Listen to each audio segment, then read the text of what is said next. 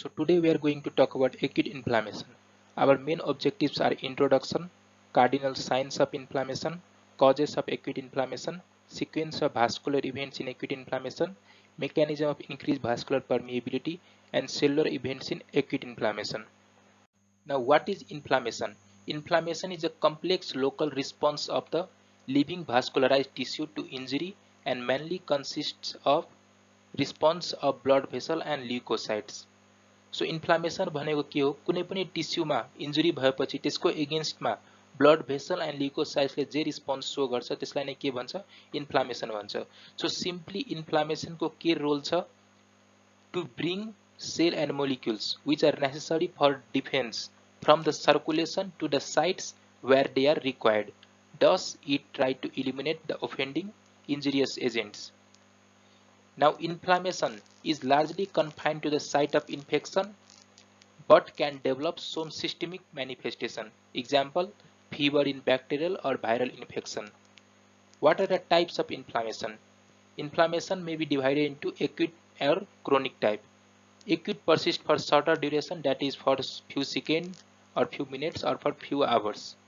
Chronic inflammation, it persists for longer duration, for few weeks, few months and for few years. What are the cardinal signs of inflammation? Rubor, redness. Redness is due to vasodilation which leads to increase in blood flow. Calor, heat. It is also due to increased blood flow. Tumor, edema or swelling. It is due to increased vascular permeability which cause escape of a protein-rich fluid from the blood vessels. Dolor or pain. It is due to release of chemical mediators, that is prostaglandin and bradykinins. Loss of function or functiolacia. It is due to combination of factors. Now what are the causes of acute inflammation or a stimulus for acute inflammation?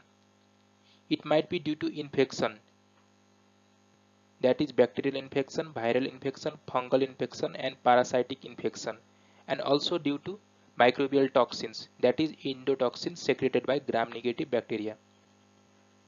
Tissue necrosis in case of ischemia, for example in myocardial infarction. Physical agents in mechanical trauma, in thermal injury, for example burns or frostbite, due to radiation, due to electrical shock, due to sudden change in atmospheric pressure. Chemical injury, for example due to strong acid and alkalis, insecticides and herbicides, due to some foreign bodies, for example sutures. In immune reactions, that is hypersensitivity reaction in autoimmune diseases. What are the sequence of vascular events in acute inflammation? The first step is transient constriction of blood vessels. It is caused by a direct stimulating action of irritant on vascular wall. So immediately injury पछि vasoconstriction हुन्छ to control the blood loss. So it is a protective mechanism and it lasts only for seconds to minutes only. The second step is dilation of blood vessels. It occurs in arterioles, capillaries and venules. It is due to direct action of histamine on the vascular wall. It is mainly due to direct action of histamine on the vascular wall, and it might be also due to local axon reflex. So the dilation of arterioles and capillaries, increases the blood flow, which is called hyperemia. The inflamed area becomes red and hot. The chemical mediators which are involved in the dilation of blood vessels are histamine, prostaglandin, platelet activating factors, kinins, and nitric oxide. So look at this diagram. During the inflammatory condition, there is dilation of arterioles and capillaries, which increases the blood flow through it. So there is more blood flow occurs in the arterioles, capillaries and venules. So due to more blood flow in that area, the inflamed area becomes red and hot. Vasodilation in the acute inflammation is responsible for one of the cardinal signs of inflammation, that is rubor or redness. Venules are most important vessels involved in inflammation. Why venules are most important vessels involved in inflammation? Because venules have most of the receptor for the chemical mediators involved in the inflammation. What are the hallmark of acute inflammation? Increased vascular permeability is the hallmark of acute inflammation. So the third step is increase vascular permeability. So अहिलेसम्म हामीले के पढ्यौ? First step के थियो? भ्याजो कन्स्ट्रिक्सन, जुन चाहिँ के थियो? Transient टाइमको लागि थियो, फर अ फ्यू मिनट्स और सेकेन्ड्स. सेकेन्ड स्टेप के थियो? Dilation of blood vessels. Third step अब के छ? Increase vascular permeability. Increase vascular permeability भनेको के हो? ब्लड भेसल्सलाई इन्डोथेलियल सेलले लाइन गरेको हुन्छ. यो इन्डोथेलियल सेल्सहरूको बिचमा या ग्याप क्रिएट हुन्छ. सो त्यही भएर भास्कुलर पर्मिएबल हुन्छ. ब्लड भेसल्स पर्मिएबिलिटी इन्क्रिज हुन्छ for few selective substances. Chemical mediators involved in this process are histamine, leukotrienes, platelet activating factor and kinin.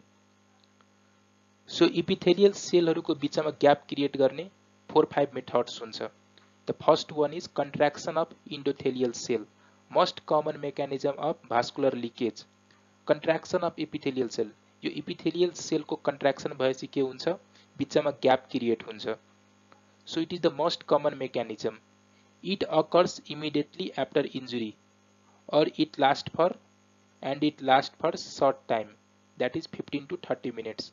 Hence it is called immediate transient response. Short times को लागि मात्र यो persist गर्छ, त्यही भएर यसलाई immediate transient response भन्छ. Second mechanism के छ? Direct endothelial injury. यो चाहिँ bones मा हुन्छ, इन्फेक्सनहरुमा हुन्छ. endothelial सेल को इन्जुरी भएपछि के हुन्छ? बिचमा ग्याप क्रिएट हुन सक्छ. थर्ड मेथड के हो? Leukocyte mediated vascular injury. ल्युकोसाइट्सहरु, यो ल्युकोसाइट्सहरु इन्डोथेलियल सेलमा अट्याच भएपछि के हुन्छ? इन्जुरी हुन्छ, जुन इन्जुरीले गर्दा यहाँ ग्याप क्रिएट हुन सक्छ. सो थर्ड मेकानिजम के हो? Leukocyte mediated vascular injury. Fourth method के हो? Increased transcytosis, process of transport of fluids and proteins through the channels called vesiculo vacuolar organelle, which is increased in number. So fourth method के हो? increased transcytosis. increased transcytosis मा के हुन्छ? transport of fluids and protein increase हुन्छ through this channel, which is called vesiculo-vacuolar organelle, जसको चाहिँ number increase हुन्छ. Fifth mechanism के हो? Leakage from new blood vessels. So during the new blood vessels बन्ने प्रोसेसमा इम्याच्योर टाइममा, जब चाहिँ ब्लड भेसल्स पुरै कम्प्लिटली म्याच्योर भएको हुँदैन, त्यो बेला इन्डोथेलियल सेलहरूको बिचमा ग्याप हुन्छ. सो त्यो ग्यापबाट लिकेज हुन सक्छ. So overall 5 mechanisms of increase vascular permeability. The first is contraction of endothelial cell, second is direct injury, third is leukocyte dependent injury, fourth is increased transcytosis, fifth is leakage from new blood vessels.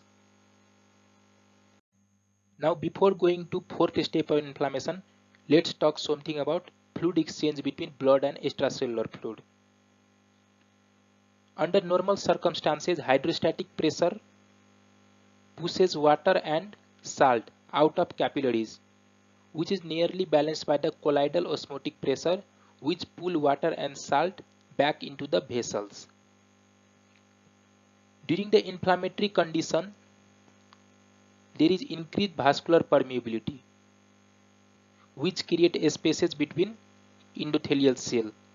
So there is leakage of fluid and protein through that space, which is called exudate in inflammation. So simply भन्दाखेरि normal स्टेटमा blood vessels भित्र दुई type of pressure हुन्छ, एउटा हाइड्रोस्ट्याटिक pressure, एउटा colloidal अस्मोटिक pressure. हाइड्रोस्ट्याटिक प्रेसरले fluid साल्टहरूलाई बाहिरतिर push गर्छ, colloidal अस्मोटिक प्रेसरले fluid साल्टहरूलाई भित्रतिर push गर्छ. इन्फ्लामेटरी कन्डिसनमा यो भेसल्सहरुमा इन्डोथेलियल सेलको बिचमा स्पेस क्रिएट भएको हुन्छ, जसले गर्दा स्पेस ठुलो भएको कारणले प्रोटिन पनि बाहिर लिक आउट गर्छ। प्रोटिनहरू नर्मली लिक आउट हुँदैन, तर स्पेस ठुलो भएको बेला प्रोटिनहरू पनि बाहिर लिक आउट गर्छ along with fluid. So such fluid जसमा चाहिँ प्रोटिनको एमाउन्ट पनि धेरै हुन्छ, त्यस्तो फ्लुइडलाई के भन्छ? एक्जुडेट भन्छ, जुन चाहिँ इन्फ्लामेसनमा प्रेजेन्ट हुन्छ। Fourth step of inflammation, slowing of blood stream, that is stasis. It is caused by increased viscosity of the blood due to formation of inflammatory fluid exudate. This is main cause of stasis. So normal state ma only little amounts of fluid pushes out of capillaries and return back to the capillaries. तर inflammation को बेला के हुन्छ? Epithelial सेलहरुको बिचमा space create भएको हुन्छ, जसले गर्दा एक्जुडेट बाहिर आउँछ, जसले गर्दा के हुन्छ? यहाँ आरबीसी, डब्ल्यूबीसी, प्लेटलेट्स यिनीहरूको कन्सन्ट्रेसन बेसी हुन्छ, जसले गर्दा के हुन्छ? भिस्कोसिटी बढ्छ, जसले गर्दा फ्लो रेट ब्लडको कम हुन्छ। So due to increase viscosity of blood it causes slowing of the blood stream. Second cause के हो? Histamine. Histamine causes swelling of the vascular endothelium which become sticky and offer mechanical resistance to the blood flow. So हिस्टामिनले के गर्छ? यहाँ भएको इन्डोथेलियल सेलहरूलाई, इन्डोथेलियल सेलहरू जुन चाहिँ ब्लड भेसल लाइन गरेको छ त्यसलाई स्वेल गरिदिन्छ, ठुलो बनाइदिन्छ साइजमा, अनि त्यसपछि त्यसलाई स्टिकी बनाइदिन्छ, जसले गर्दा यहाँ रेजिस्टेन्स क्रिएट हुन्छ ब्लड फ्लोलाई, जसले गर्दा स्लोइङ अफ ब्लड स्ट्रिम हुन्छ। So the third reason is most of the capillaries in the inflamed area are open and dilated. The blood reaching the arterioles will be distributed among a large number of capillaries, so slowing occurs. Suppose this is the arterioles. यो arterioles बाट अब large number of capillaries मा blood flow हुन्छ. So due to this, slowing occurs. Now let's talk about linear blood flow. Linear blood flow भनेको के हो? Normally blood flow हुँदाखेरि larger component सेन्टरतिर हुन्छ, स्मलर कम्पोनेन्ट्सहरू बाहिरतिर हुन्छ। So WBC is present at centre, RBC is present around it, followed by platelets and plasma. तर इन्फ्लामेसनको बेला के हुन्छ? लिनियर ब्लड फ्लो बिग्रिन्छ ड्यू टु एक्जुडेट बाहिर निस्केपछि यहाँ डब्ल्यूबीसी, आरबीसी, प्लेटलेट्सहरूको कन्सन्ट्रेसन बढ्छ, त्यसले गर्दा और स्ट्यासिसले गर्दाखेरि के हुन्छ? डब्ल्यूबीसी पेरिफेरीतिर जान्छ, डब्ल्यूबीसी पेरिफेरीतिर जान्छ। Look at this diagram. स्ट्यासिसको बेला के छ? आरबीसीहरू बिचतिर छ, डब्ल्यूबीसी पेरिफेरीतिर गयो, ब्लड भेसलको इन्डोथेलियल नजिक पुग्यो। Now let's talk about cellular events in acute inflammation. Cellular events in acute inflammation consist of leukocyte recruitment, leukocyte activation. So what is leukocyte recruitment? Leukocyte recruitment भनेको अब यो डब्ल्यूबीसीहरू छ, डब्ल्यूबीसीलाई अब यो इन्फ्लेम्ड एरियामा और यो माइक्रोब्सहरू नजिक पुगाउन पर्यो, त्यसलाई के भन्छ? ल्यूकोसाइट रिक्रुटमेन्ट भन्छ। which includes several steps. That is, first step is margination. When the blood flow slows down, leukocytes, mainly neutrophils, moves towards the peripheral column and accumulate along the endothelial surface of vessels. Margination भनेको के हो? जब स्ट्यासिस को बेला blood flow slow हुन्छ, so मैले के भने थिए? लिनियर ब्लड फ्लो प्याटर्न बिग्रिन्छ, जसले गर्दा के हुन्छ? डब्ल्यूबीसी पेरिफेरीतिर आउँछ, ब्लड भेसल्सको पेरिफेरीतिर आउँछ, त्यसलाई नै के भन्छ? मार्जिनेसन भन्छ। अनि पेरिफेरीतिर आएर धेरै ब्लड भेसल एक्युमुलेट हुन्छ। Second step is rolling. Marginated leukocyte attach weakly to the endothelium, detach and bind again with a mild jumping movement. So rolling भनेको के हो?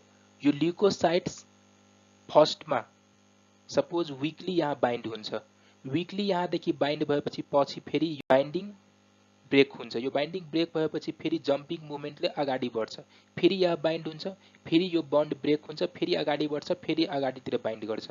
सो यो स्टेजलाई के भन्छ? Rolling. Marginated leukocyte attach weakly to the endothelium, detach and bind again with a mild jumping movement. It causes rolling of leukocyte along the endothelial surface. Molecules involved. अब कुन मोलिक्युल्सले यो यहाँ बाइन्ड हुन्छ? Selectin family of adhesive molecules and its complementary ligands. So what are the selectins? There are L-selectin, E-selectin, P-selectin. So यो चाहिँ के हो इन्डोथेलियममा? यो E-selectin हो.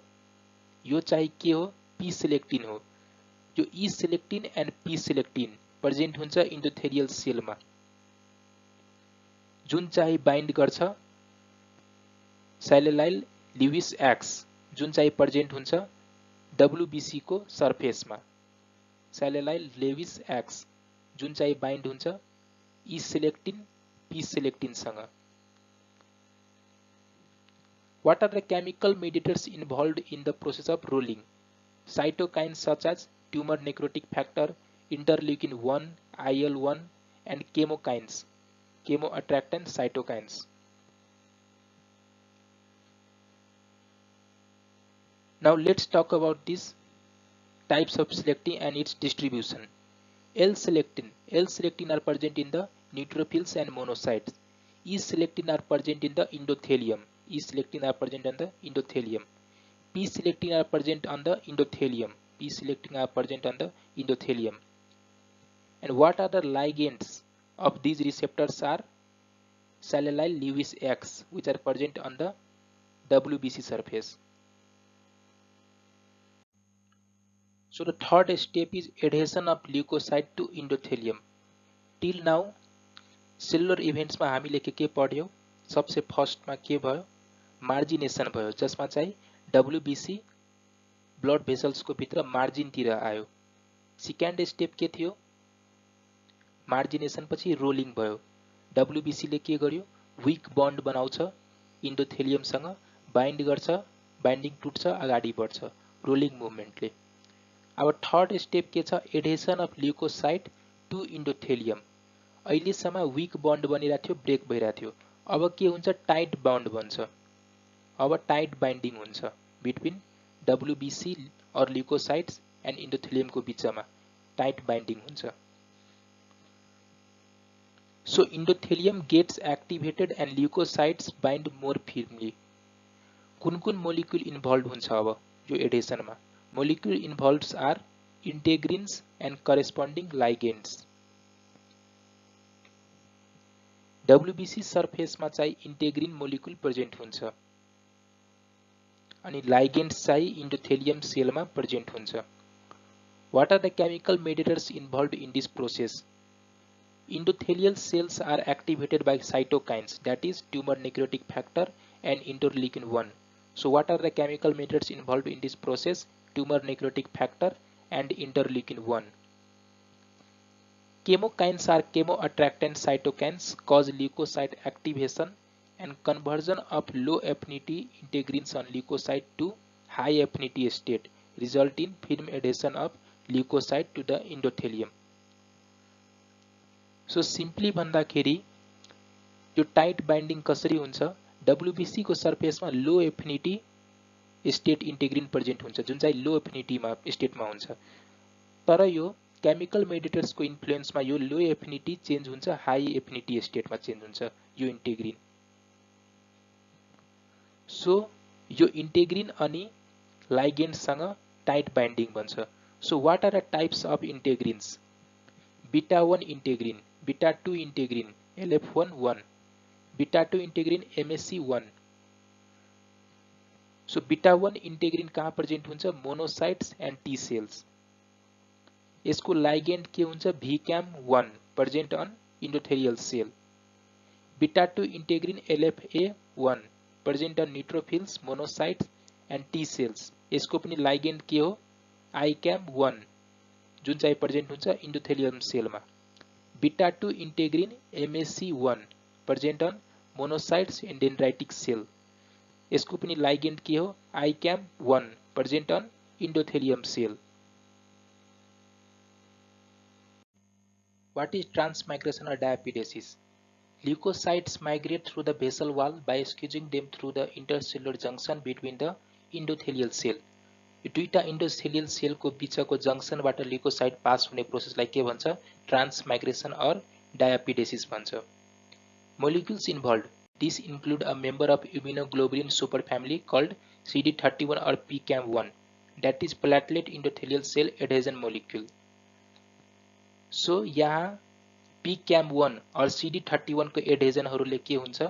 यो प्रोसेस मिडिएट हुन्छ. अनि यो ल्युकोसाइट्सले बेसन मेम्ब्रेन यहाँ कसरी क्रस गर्छ? यहाँ बेसन मेम्ब्रेन प्रेजेन्ट हुन्छ इन्डोथेलियल सेलको तल. यो बेसन मेम्ब्रेन कसरी क्रस गर्छ? By secreting enzyme collagenase enzyme. So till now हामीले के पढ्यो सेलुलर इभेन्ट्समा? सबसे फर्स्ट मार्जिनेसन भयो.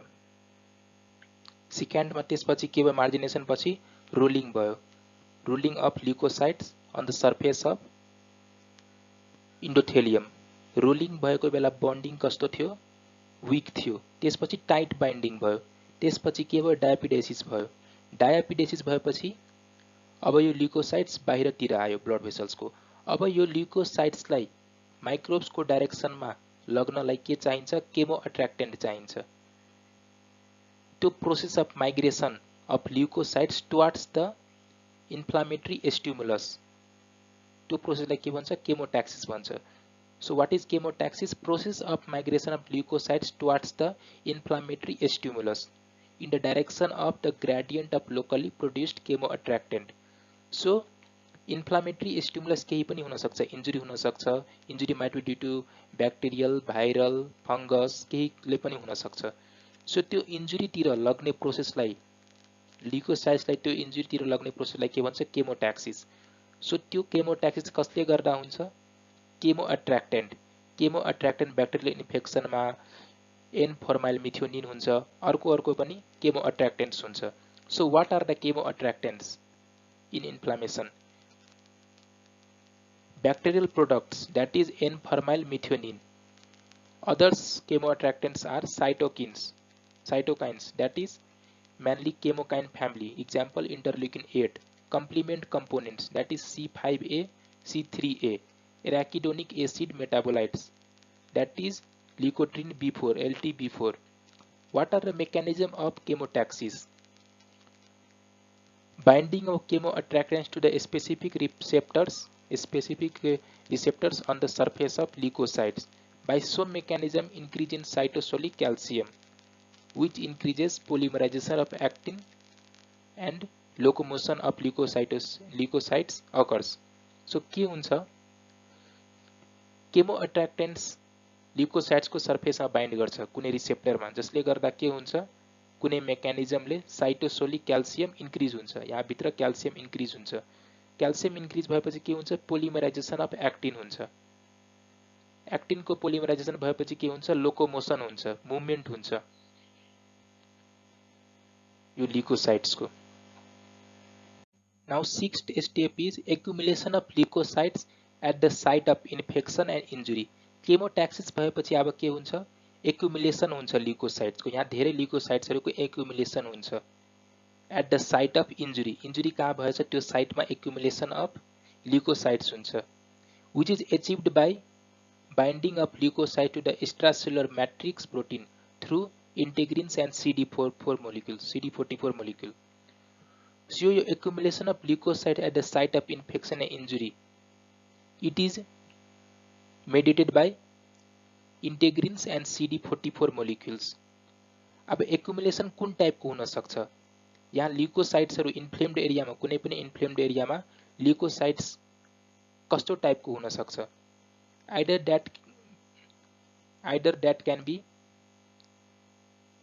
that may be न्यूट्रोफिल्सहरुको एक्युमुलेसन हुन सक्छ injured एरियाहरुमा.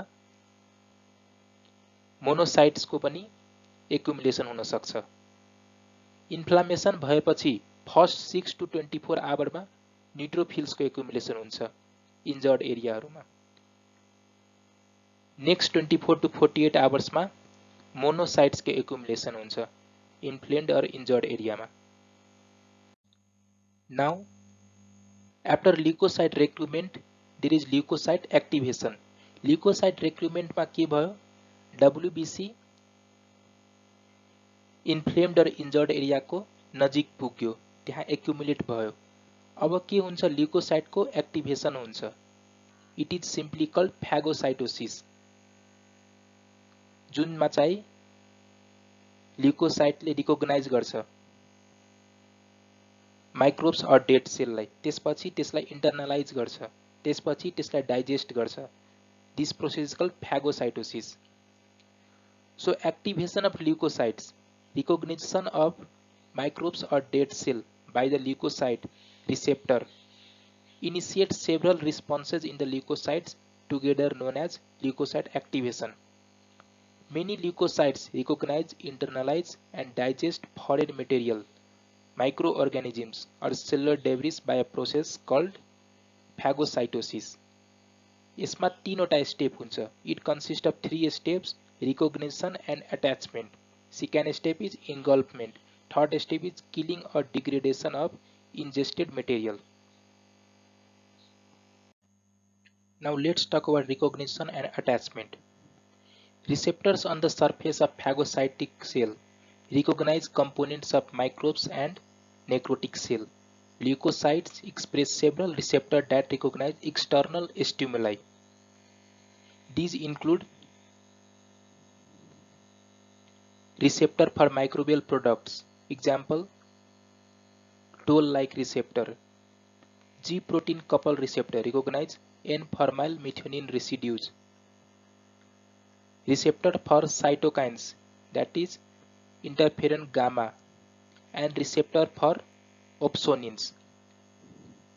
So recognition and attachment stage मा के हुन्छ, phagocytic cell यो ल्युकोसाइट्स को सर्फेस मा के हुन्छ, रिसेप्टर प्रेजेन्ट हुन्छ। यो रिसेप्टर्सहरु डिफरेन्ट टाइपको हुन्छ। Either it can be toll like receptor, either it can be G protein couple receptor, either it can be receptor for cytokines, either it can be receptors for opsonins. So रिसेप्टर्सहरु certain components हुन्छ microbes को और necrotic sales को बडीमा केही components हुन्छ जसलाई यो रिसेप्टरहरुले रिकग्नाइज गर्छ अनि बाइन्ड गर्छ यो रिसेप्टर त्यो कम्पोनेन्टसँग। सो रिसेप्टर फर ओप्सोनिन्स, ल्युकोसाइट्स को सर्फेसमा रिसेप्टर प्रेजेन्ट हुन्छ ओप्सोनिन को लागि। ओप्सोनिन मोलिक्युल्स के हुन्छ, आइजीजी एन्टिबडी हुन्छ जसको लागि ल्युकोसाइट्स को सर्फेसमा एफसी रिसेप्टर हुन्छ। एफसी रिसेप्टर यो सबै रिसेप्टर फर ओप्सोनिन हो। कम्प्लिमेन्ट कम्पोनेन्ट C3 यो चाहिँ ओप्सोनिन जस्तो बिहेभ गर्छ।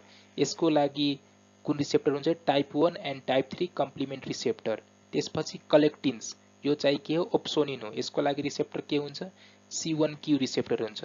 सो यो तीनटै रिसेप्टर के हो, रिसेप्टर्स फर ओप्सोनिन हो।